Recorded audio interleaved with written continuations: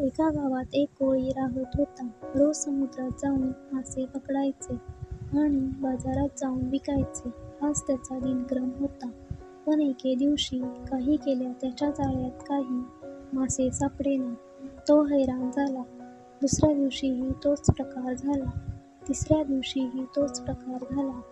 मग मात्र त्याच्या मनाची घालमेल होऊ लागली. मनाशी म्हणाला, आता जर समुद्रात मासे मिळाले नाही तर मी काही समुद्रावर येणार नाही. असे ठरवून त्याने जाळे समुद्रात टाकले.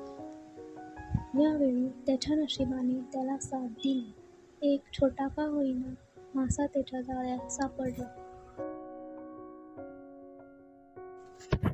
कोळ्याने जाळे वर ओढताच मासाही वर आला व मनुष्यवाणीत बोलू लागला.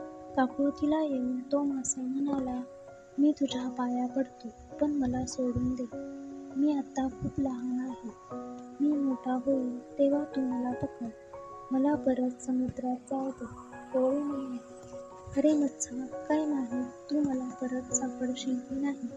आणि आज तुला जर नेले नाही तर मी आणि माझ्यावर अवलंबून असलेले लोक मात्र उपाशी मरतील.